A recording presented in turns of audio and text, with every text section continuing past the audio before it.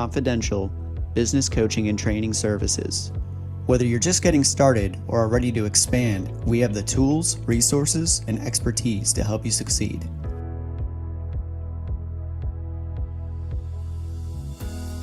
We're part of a national network, America's SBDC, with over 1,000 centers across the nation. To learn more about how the Kentucky SBDC can serve you, please visit KentuckySBDC.com or email us at info@KentuckySBDC.com. You can also reach us by calling 888-414-7232. Thank you for joining today's webinar. The chat feature is available for you to ask questions and interact with today's speaker. Please take a moment to introduce yourself and where you are watching from today.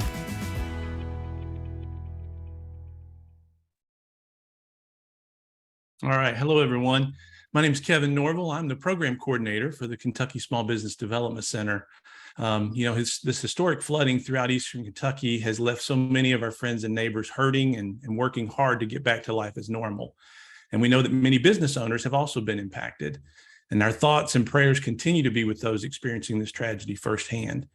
Today, we welcome representatives from the U.S. Small Business Administration. In this webinar, you're going to learn about SBA's disaster loan programs and the process for applying for assistance.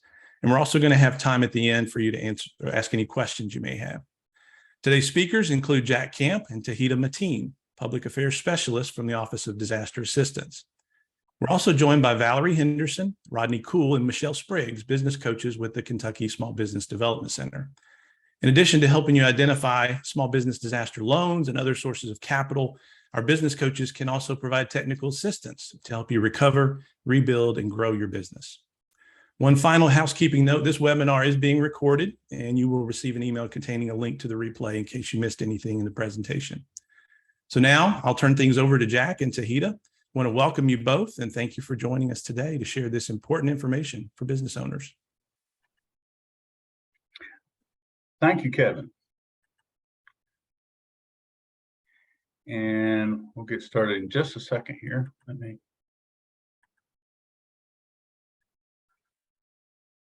Okay, so the Small Business Administration is here in town because of the disaster that was declared by the president.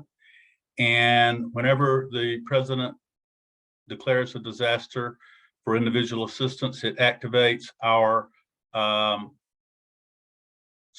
disaster loan program for businesses and nonprofit organizations that were affected by the disaster, as well as homeowners and renters who were also affected. It includes for businesses of all sizes and nonprofits and the homeowners and residents, Breathitt, Clay, Floyd, Knott, Leslie, Letcher, McGoffin, Martin, Owsley, Perry, Pike, and Whitley, the 12 counties. In addition, all the adjacent counties, small businesses, and most nonprofit organizations can apply for the loan. So there's 18 of those adjacent counties that are included in the declaration for our working capital loans. These loans are very affordable. The interest rates are as low as 2.188% for homeowners, for renters as low as 3%. And you can apply for the loans anytime up to September 28th for physical damage, and you have until May 1st of next year if you find that you need a loan for your working capital needs. So, a lot of people don't understand that SBA is involved in disaster assistance, and, disaster loans, we help out by offering our low interest rate, long-term loans to people in the disaster area. Most of our loans actually go to the homeowners and renters, but we play a crucial role in the recovery of the business community from the disaster. Our loans make recovery both feasible and affordable, and they're actually the primary source of federal assistance to help people with their property damage. There aren't any FEMA grants, so as far as federal assistance that's pegged to the disaster program for non-farm businesses, SBA is the road. We we team up with our disaster partners to show what other type of assistance might be available. We've been doing this for a long time, really ever since the agency was created back in 1953 through 2021. These figures are about a year old, but at that point we had approved over 6 million disaster loans for $277 billion. In just that last year, we did 3.6 million loans for $194 billion. And of course, that was related to the COVID pandemic. Our loan programs, principally our COVID-19 economic injury loan program and our PPP loan program. Those programs have ended now. There's no more funds available to lend out under those programs. So we get back to our normal business, which is for Office of Disaster Assistance, our loans for physical damages for more than just small businesses. Even though we're the Small Business Administration, we can help businesses of all sizes that were affected by the disaster. And in addition to our physical loans, as I mentioned earlier, our economic injury disaster loans are available to small businesses. These are working capital loans. And I mentioned the deadline earlier of May 1st of next year. And the reason that is so is because your working capital injuries a lot of times aren't apparent to you. You think that you're okay. Your clients, your customers, or your suppliers, you think they're okay, but then you discover down the road that you have an issue that is impacting your bottom line and your working capital, and you need assistance. And these loans, the economic injury loans, do not require that you actually have physical damage. So as long as you can show that your business has been affected by the disaster, you can qualify for an economic injury loan. A few details about our loans. The maximum amount is $2 million for a business loan. And you can get up to $2 million for a physical loss or for working capital, but the combination of the two cannot exceed $2 million. In addition, we offer mitigation. You can qualify, if you're approved for a loan, you can qualify for an increase in your loan amount for up to 20% to cover mitigation devices that prevent loss from the same type of disaster in the future. And the limit that comes under the $2 million limit also for businesses that are affected by this. For the homeowners, the limit to mitigation is $200,000, but for your business, it comes under that $2 million cap. So however much you get for your physical losses, your working capital, or mitigation, it can't exceed $2 million. So these are loans, and it's not that hard to qualify. We're a little bit more lenient than most commercial lenders. To qualify, you have to be eligible. You have to have, be in the declared disaster area. If you're applying for physical loss, you have to be in one of those 12 counties. If you're applying for working capital, you have to be either in one of those 12 counties or the 18 adjacent counties. And that even crosses state lines. There's a couple of counties in Virginia and West Virginia and Tennessee that are included in this declaration. You do have to have an acceptable credit history, and you have to be able to demonstrate that you can repay the loans. So as I mentioned earlier, we are a little more lenient than your typical commercial lender, but we still have to protect the interest of the taxpayer and the government. So you have to meet our criteria for that. Repayment, we're going to look at primarily information from your tax returns. And of course, we can, in certain situations, look at other information, but that's our primary source of information. When we approve a loan for you, there can be insurance requirements. If you're in a flood zone, we are required by law to require that you obtain and maintain flood insurance for the life of the loan. If you're not in a flood zone, we're going to require flood insurance if your damage was due to rise in water. And just, you know, to say a bit about that, you know, unfortunately, a lot of people here have learned that just because you're in a flood zone doesn't mean that you can't get flooded. In fact, in most years, most claims that are processed by the National Flood Insurance Program are for properties that are not in a flood zone. Being in a flood zone basically only means that the chances of you having a flood event are 1% or greater. But you know, just because it's less than 1% doesn't mean it can't happen.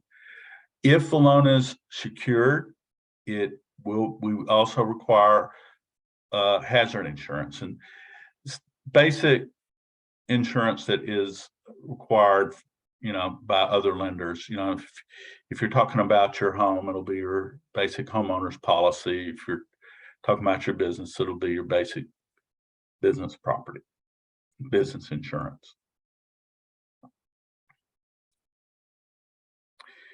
So circling back for loan eligibility, how do we determine how much you're eligible for? For physical losses, we're going to verify your losses. We're going to determine what we think your losses are, and we're going to deduct from that any insurance or other recoveries that you may see that duplicate the items that we verified your loss for. We do the same thing with working capital. If you've got, for example, business interruption insurance that covers your working capital losses, and that would be taken into consideration. You have to be in compliance with any other federal obligation. That would include previous or existing SBA loans. It could include your taxes, student loan, court-ordered child support. If your taxes aren't paid, or if your taxes haven't been filed, and you're required to file them, you'll need to go ahead and do it. If you're under a valid extension, you'll be okay. But if you know you don't have an extension, say for 2021, then at this point we would need to be able to get a transcript of your tax returns. So, you know, I've already mentioned some of the things that make our disaster loans so great. Our low interest rates are one of them, but also they're long-term loans. They're up to 30 years. Most of them are going to be 15 or 30 years, with a few exceptions. And you know, when you pair the interest rate with the term, it's very affordable. And these rates are fixed for the life of the loan. You can prepay the loan if you want to. So, you know, there's a lot of flexibility there. We can also, in certain circumstances, refinance prior debts. You have to meet our criteria for that. And typically, when you apply for the loan, if it looks like you might qualify for that, a loan officer is going to get in touch with you. If you're interested in that, you know, of course, when you talk to your loan officer, you can discuss that with them, and they can tell you, you know, if it looks like that's something that we might be able to pursue for you. One thing I will say about refinancing is if you're in the middle of a insurance settlement, we can't approve refinancing unless you have a final settlement with your insurance company. The reason for that is that eligibility is based in part on uninsured losses. So if you're still working with your insurance company to see how much you can recover, we can't determine the end dollar amount for your uninsured losses. So we have to hold off and see how that's going to turn out. Our loans, we mentioned collateral a little bit earlier. for physical loans, you can get up to $25,000 on an unsecured basis. For economic injury loans, you can also get up to $25,000 unsecured. So for a business, you can conceivably get up to $50,000 on an unsecured basis. Just depends on your eligibility. If you're eligible for, if you have a $100,000 physical loss and a $10,000 economic loss, you're still going to have to get collateral because your physical loss was over the $25,000 threshold. But if you keep the loan amount for both types of loan down to $25,000, then you can get the money unsecured. And sometimes that's your choice. If your losses are close or you can cover it, let's say you're eligible for $30,000 for physical losses and $25,000 for economic injury, maybe you just want to take $50,000 and not put a mortgage on your collateral. When we do talk about collateral, SBA is not a collateral-based lender. We're a income-based lender, and we will not decline a loan simply because there isn't enough equity in the collateral to secure the loan. However, if you have collateral that's available and you refuse to pledge the collateral, then we're not going to be able to close your loan.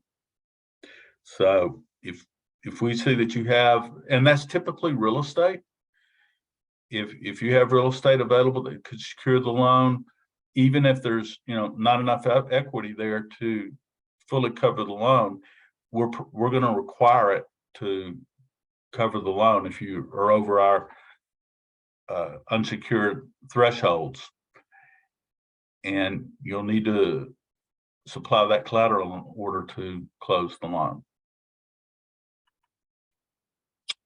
So I've already mentioned earlier about our interest rates. They're set each quarter and they're fixed for the life of the loan.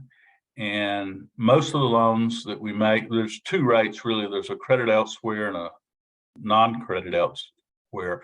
Most of the loans are made at the lower rate.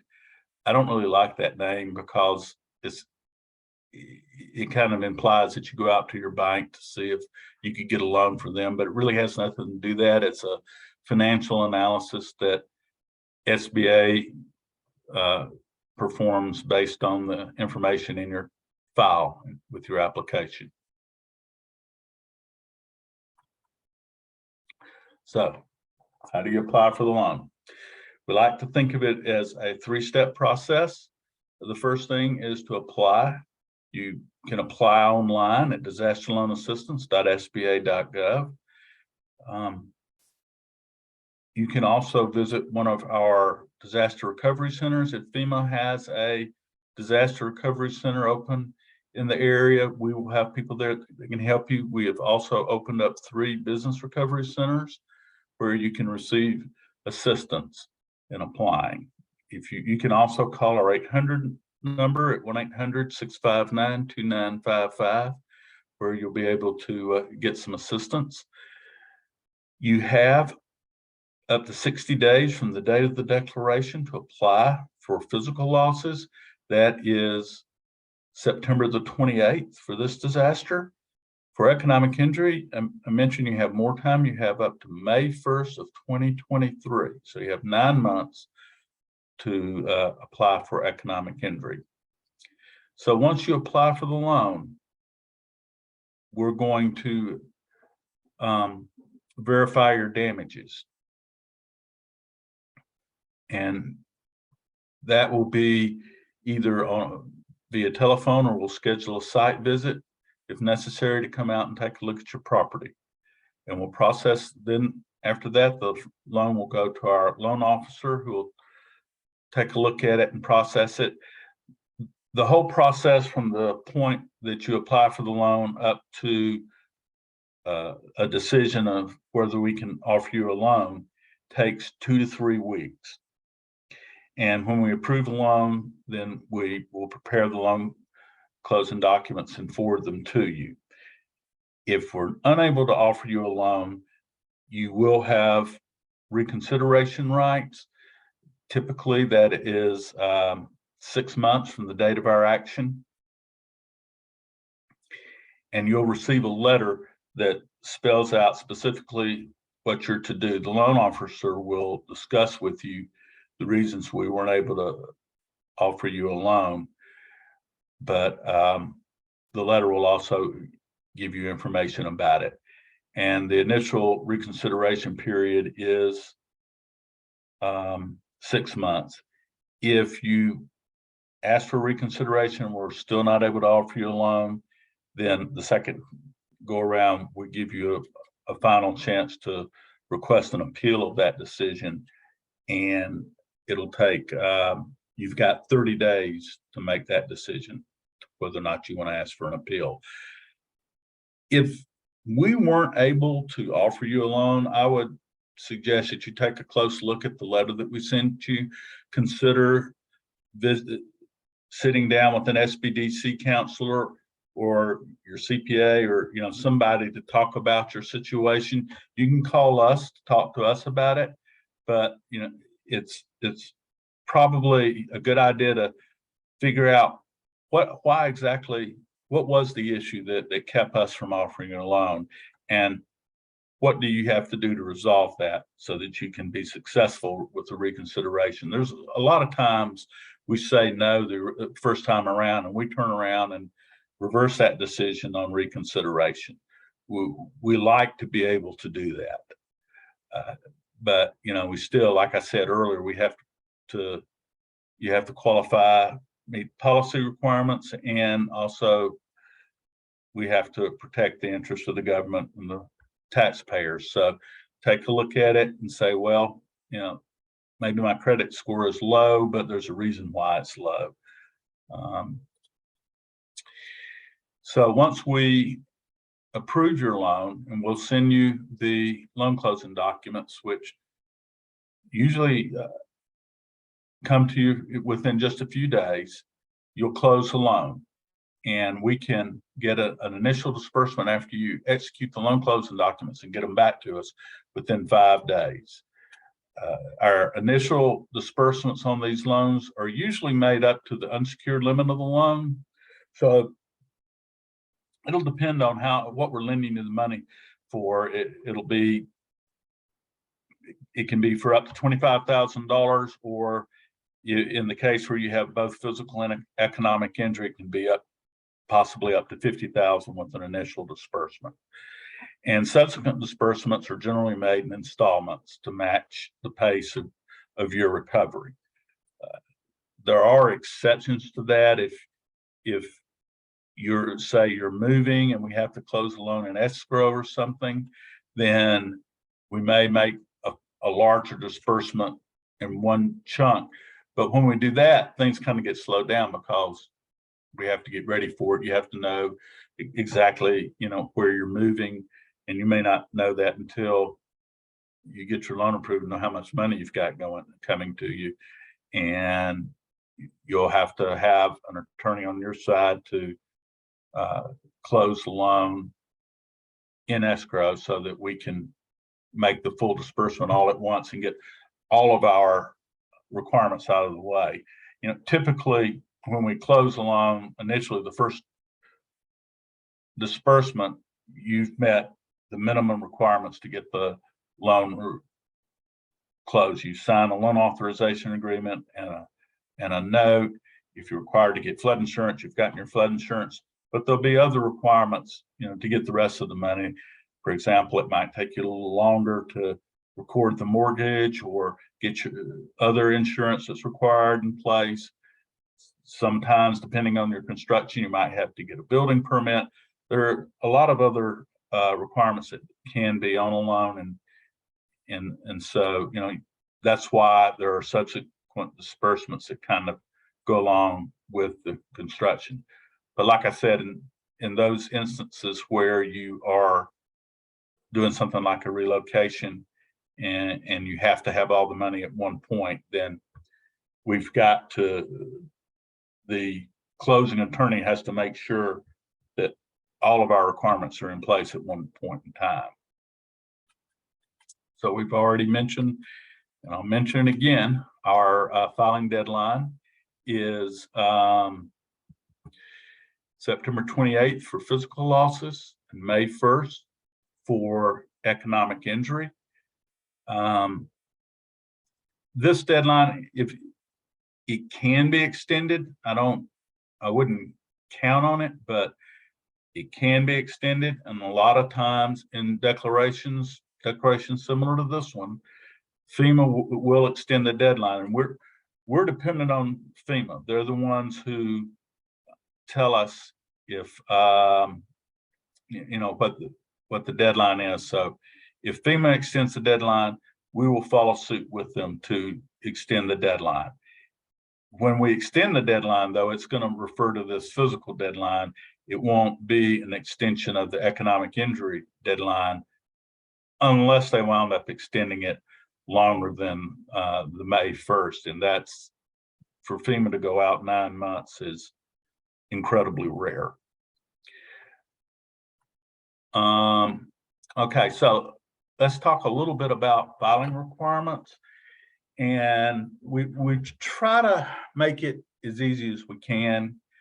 And these 3 boxes here is the basic scenarios that you'll have, and what it boils down to for a homeowner, for most homeowners. Now, in all of these cases, you might need additional information. You're going to have to complete the application. That's a Form 5C, and sign a tax information authorization. That's a 4506C. The application is very similar to any other loan application that you'll fill out. You can do it online. It usually doesn't take more than about 45 minutes to complete that. The 4506C, you can also complete that online, and that takes about 5 minutes if you know what you're doing. It's basically put your name, social security number, and address, sign it and date it, check a couple of boxes, and you're good to go.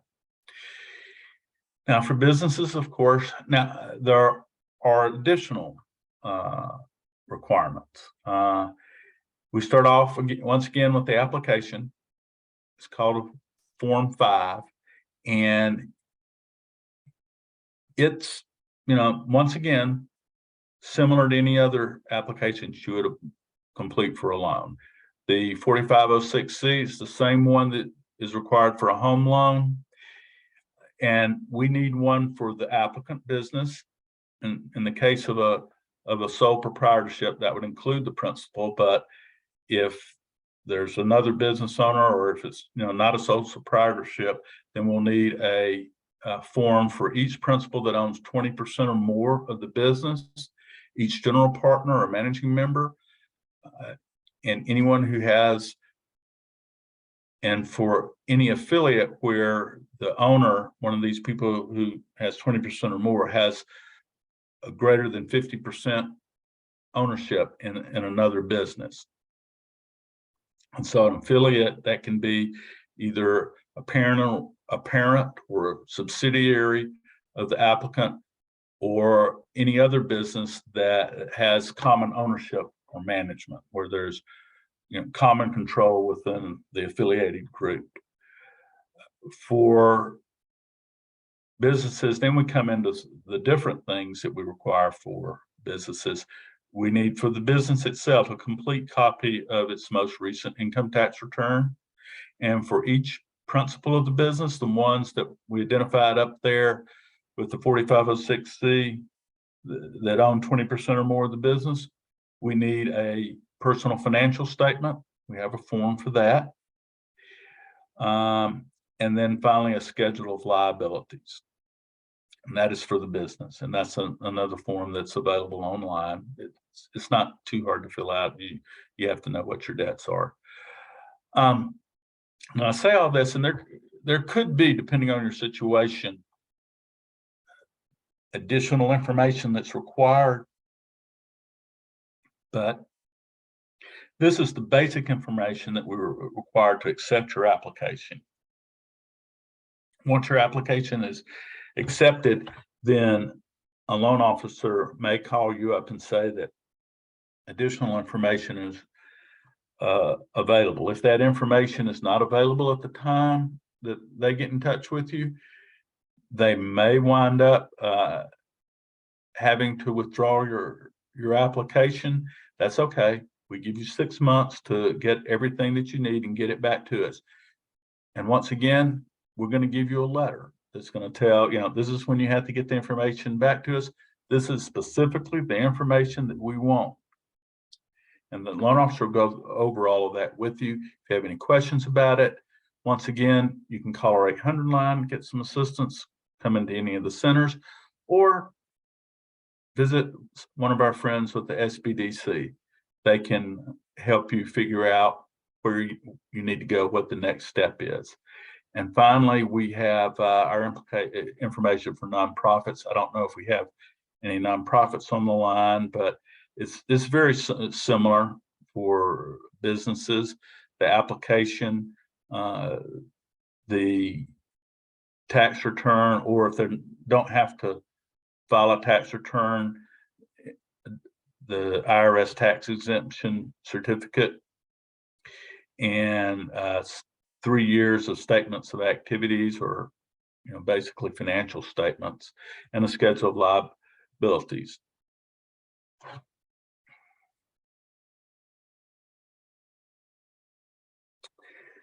So I do want to talk a little bit about mitigation. I mentioned that this is a part of our program. You can get additional funds for it.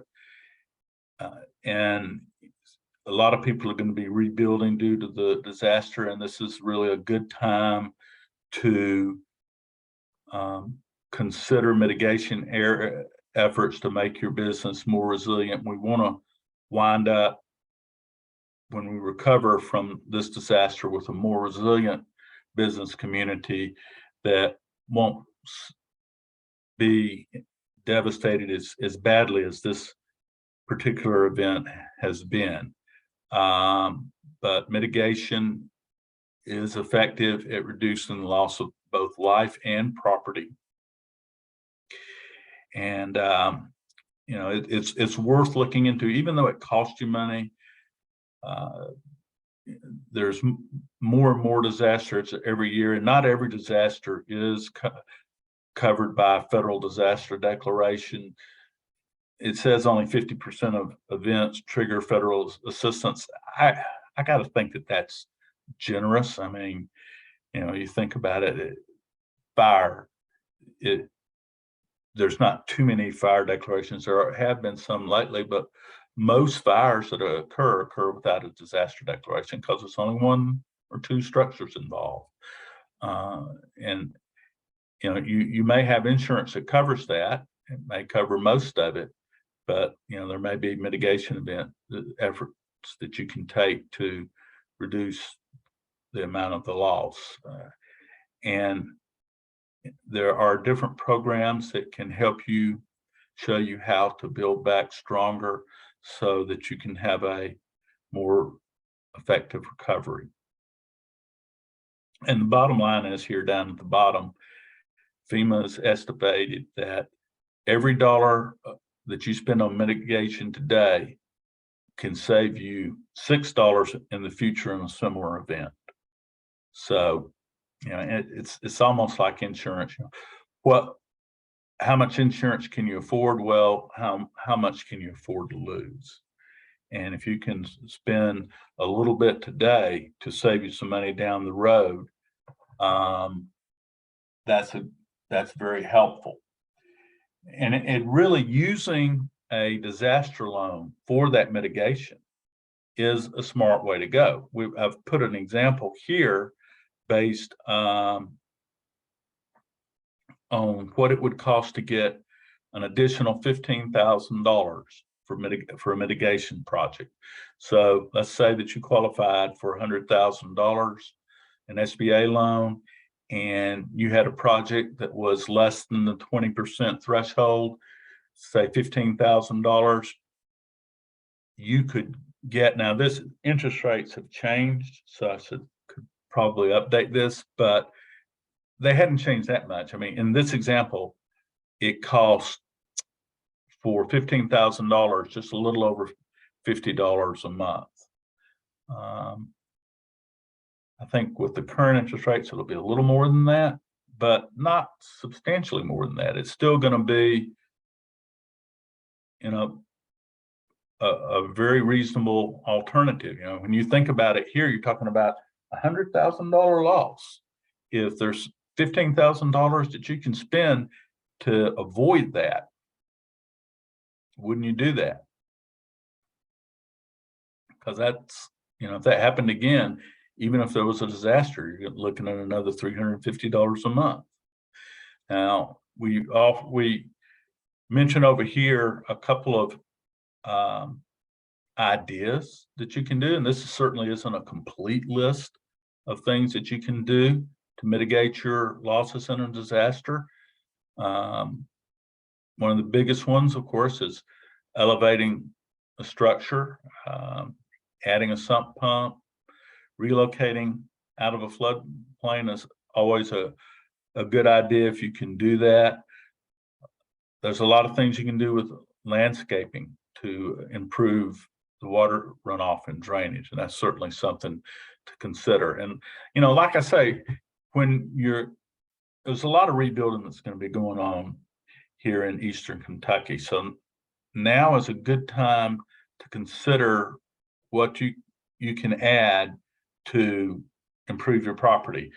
When it comes to your SBA loan, you're eligible for what you had, so you don't automatically get something just because it would make your business better. If you already had a drainage system, a French drain, then we would loan you enough money to put a similar operation back in place. But if you needed something more robust to protect your property and improve the drainage on your property, then it might fall under mitigation. Now, there is one thing I will go ahead and mention now. If there are code required upgrades that you're required to make, we can increase your verified losses for that, and that wouldn't come under the mitigation. So let's say that you were required to elevate, then up to your limit, $200,000 for a homeowner, or up to $2 million for a business, we could increase the amount of your loan to cover those code required upgrades. We can use eligibility for mitigation in concert with this eligibility for code required upgrades. So up to our $2 million limit. So, if there was something that you needed to do that would cost more than the code required upgrade, then you could still get the mitigation. So let's say you were going to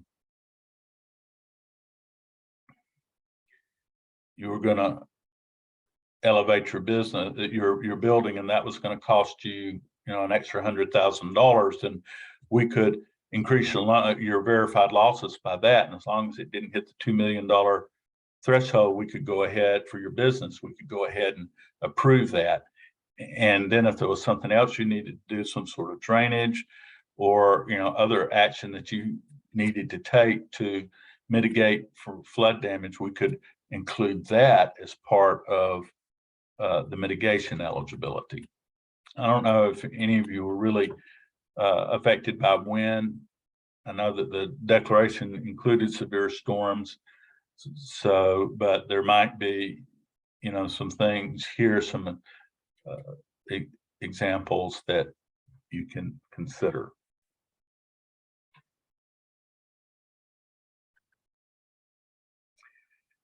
I mentioned before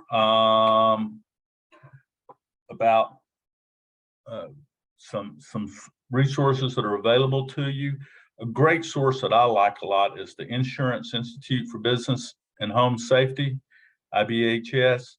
And if you just do a Google search for them, and they have on their website a fortified program. And if you've got a participating insurance company and they can certify your structure is complying with their guidelines, you could possibly qualify for a insurance premium reduction. But they have a lot of information on there about different types of steps that you can take to reduce your damages in the future. And it's a real good time when you're getting ready, once again, to plan on your reconstruction, to investigate these opportunities that are available to you and see what's out there. You know, it may be that you decide to take one action or another. When it comes to mitigation, there are inexpensive things that you can do, and there is expensive things that you can do. I don't know how much water you got in your building, but you know, if water got in your basement, it may be something as simple as relocating your furnaces, hot water heaters, getting things out of the basement or off the floor. That can be relatively cheap. Things like elevating your structure are going to be more expensive, but you can kind of look in there and get ideas as to what's going to suit your situation and your circumstances and your finances. I do want to go talk about, I've mentioned earlier, the assistance that is available to you. We have a lot of resource partners that help people in disasters. The at Small Business Development community is one of my favorites. There's also the Women Business Centers. That is a growing operation, and Veterans Business Outreach Centers. They're also good. SCORE's been around. They're probably the original, but and of course, we are being sponsored by the SBDC, and I'm kind of partial to them anyway because I've worked with them so much in the past. But they are a great one to go to. They can help you stay in operation. They can help you with counseling for financial and marketing plans. They may know.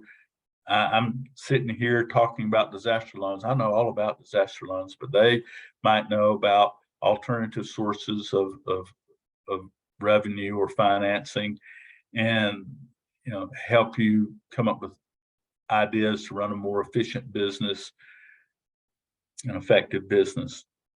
And of course, there at the bottom, they can help you prepare your SBA loan application. We got a lot of good folks, and I encourage you to take advantage of them.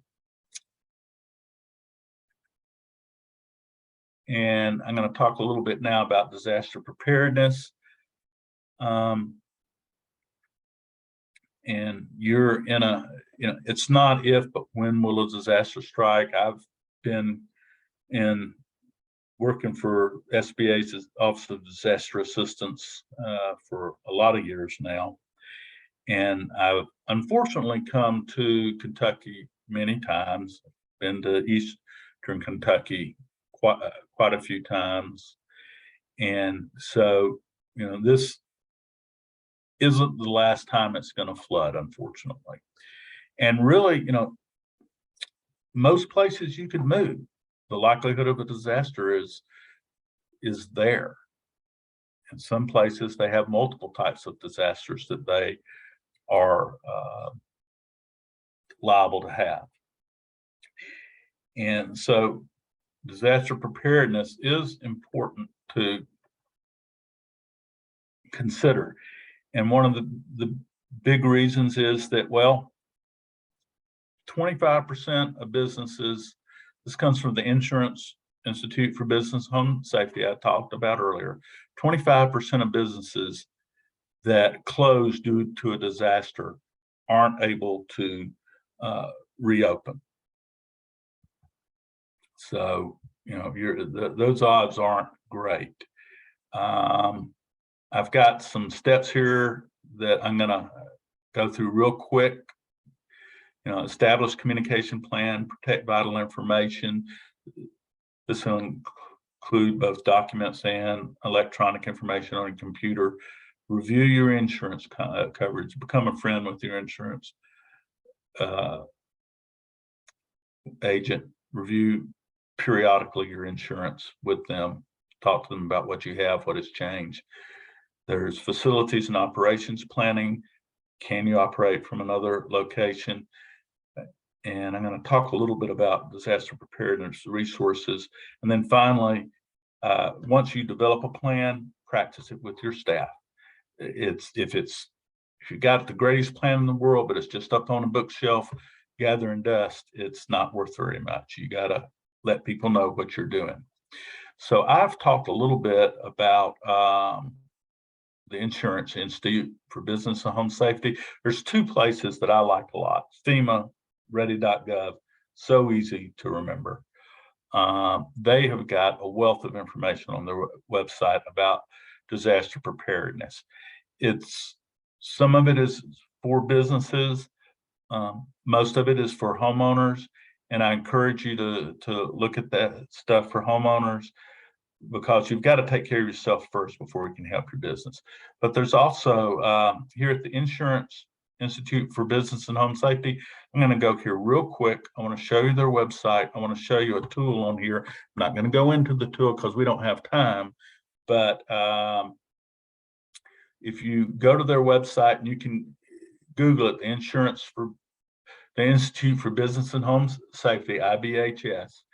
And once you get here, just go to the bottom of their page and you'll see one here, Open for Business, OFB, Open for Business Easy, because it is easy and it's free.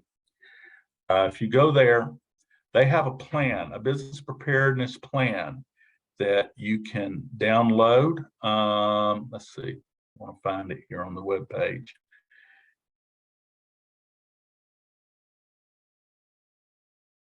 Okay, yeah, here it is.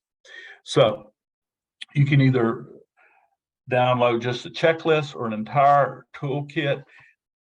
It goes through a step-by-step, off-the-shelf plan on how to put together a disaster preparedness plan. They will cover things that you might not think about. You might think of something else that's not in that book when you go through it. But it's a great place to start for most any small business, and I highly recommend it. Like I say, it's very easy to use, very intuitive and self-explanatory. And so I encourage you to take advantage of that and take a look at that. And so I'm running a little bit short on time, but we still have a few minutes for questions in case there are any. Yeah, great. Thank you so much, Jack, for sharing that information. And we do have the chat open for any questions that come in. I want to at least start off with one that I've heard, and that was also why we wanted to have some of our SBDC folks here, because we are hearing from some business owners about particular issues they're running into, or maybe questions they have just about the process. But before we get into questions, I just wanted to reinforce one particular aspect that I think is worth repeating, because I know we do have a lot of smaller businesses, and maybe they had a situation where thankfully they didn't sustain major damage, and maybe that $25,000 mark, would actually cover the bulk of the damage that they had sustained. But as I heard you say, in that situation for a $25,000 loan, there's not a requirement for collateral to be provided. And so I just wanted to repeat that just so people make sure and hear that as an option, because I think sometimes our business owners may feel like, well, it's too cumbersome a process to apply, or the requirements are too stringent. But there's I think a good example of how a small loan could really go a long way in helping some of these smaller businesses get back on their feet without even having the requirement of collateral. And I don't know if anybody else has any questions. There was one that I had heard from a gentleman the other day. You mentioned that you've been in Kentucky before for these disasters. What if a situation came up where a business owner has been denied previously for a disaster loan under a previous disaster, of course, and they were just sort of feeling like, well, I don't know that I'm even going to bother applying. What's the advice there that we need to give those folks? Well, they're certainly eligible to apply. And I think that if you're concerned about why you might not be able to qualify for a loan, it's a good idea to plan for your application. Reach out to one of your SBDC counselors, sit down with them and tell them your concerns. Why were we not able to offer you a loan the last time? What are the issues that you know that are holding you back from obtaining credit? And if you look at these things in advance, you can often figure out how to overcome these obstacles before they become an obstacle for your business. And even if it is an obstacle, we are unfortunately not able to offer you a loan the first time. Like I said, everybody will have the right to request reconsideration. Look at the letter. Specifically, what did we say that were the reasons we didn't offer you the loan? What do you need to provide us in order to get us to reconsider our decision and hopefully reverse it? Yeah. And that goes along with what we generally advise to all businesses that have been impacted by these disasters is go ahead and apply. It may come back that you're denied. It may not. You might be approved. Chances are you will be. But even if you're not, even if you do get approved for the loan, you're still not obligated to accept that loan. Is that correct, Jack? I mean, if you get the approval, it doesn't mean you have to accept it. That's correct. And there's no cost to apply for a loan. And if one is offered, you don't have to take it. And it may be that one's offered, you don't like the terms. For example, Kevin mentioned earlier on collateral. Maybe we say, oh, well, it's going to cost you $35,000 to rebuild your business. And you say, well, I've got $10,000. Why don't I just take $25,000? You don't even have to change anything on the loan. You just say, when you sign the document, say, give me the $25,000. Don't give me any more, and we won't. And we won't require you to put up any collateral. Just right there. It's as simple as it gets. Yeah. One other question I had received was, we have a lot of businesses right now that had taken during the pandemic, had received an economic injury disaster loan, and they may be currently in a period of deferral for those payments. Is there anything that they need to be aware of in regards to an automatic deferral for a disaster loan in this instance, or is there a way to go ahead and request that deferral, or what could that process look like for them? The best thing to do is to get in touch with their servicing office. They'll get a statement and it has a number on there to call and talk to them. They're very lenient in cases where someone's in a disaster area to work with you to give you, whatever type of financial assistance they can. I can't really make any promises. I don't think there's anything that's automatic in this disaster for deferments of existing loans. I know that a lot of the COVID idle loans are still under deferment. We're just about to come off of it. Now, one piece of good news I will say about this one that I just heard the other day was that our normal deferment period has the first loan payment due 5 months from the date of the note, but in this disaster, we are going to make the first payments due 12 months from the date of the note. So that's going to be something that'll help people in the recovery efforts.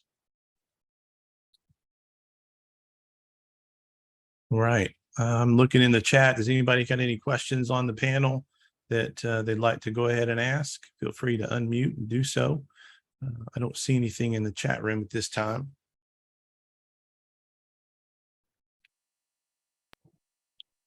Jack, this is Rodney in London. And was I reading correctly the other day that in one of the FAQs, I think it said for personal belongings, you'll cover that. But I think what I found very interesting is that they would also help to cover repairs for personal and private roadways or bridges that are leading to your home. Is that correct? That is correct. You have to be the owner of the property, or there's the responsible party.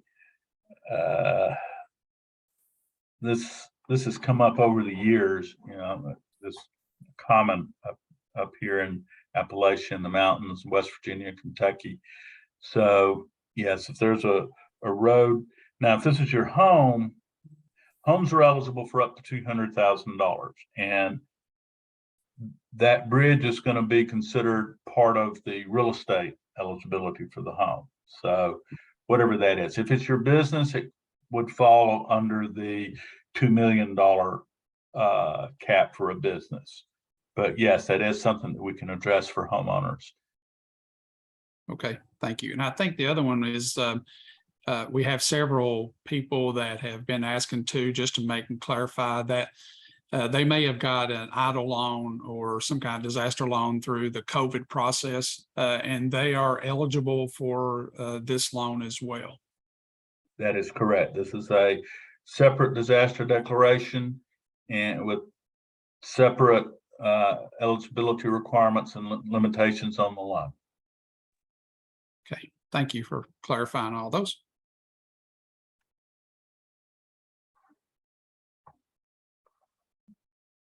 Mr. Camp, is there a limit that they can borrow up to? Say they got $750,000 through EIDL. Is there a max that they're allowed to get? I saw a max of like, it was under $1 million, right under $1 million or something. Not $1 million, but okay. Any money that they receive for a separate loan, whether it was under the COVID EIDL loan or 7A 504 program, has no effect on the limit for this program. For a business, they can borrow up to $2 million. For a homeowner, they can borrow up to $200,000 for their home. Homeowners and renters can get an additional $40,000 for personal property. So, we've got those limits in place, but what you've gotten previously under different scenarios has no effect on those. Okay. So there's no combination. So are there only, are there any fees associated with paying off early? No, these are simple interest loans. There's no prepayment penalties. Thank you.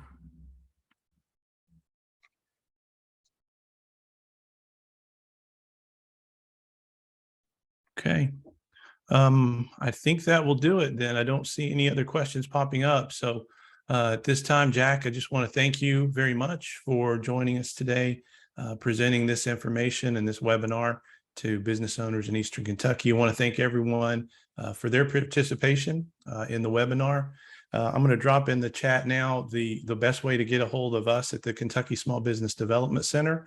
We've actually established a disaster recovery hotline, if you will, and any calls to this number will actually go directly to Michelle, Rodney, Valerie, and Rachel that are in Eastern Kentucky right now. So that's the best and quickest way to reach us.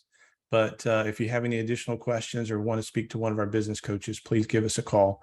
And thank you all for your time. Wish everyone hope have a great rest of your day. Thank you.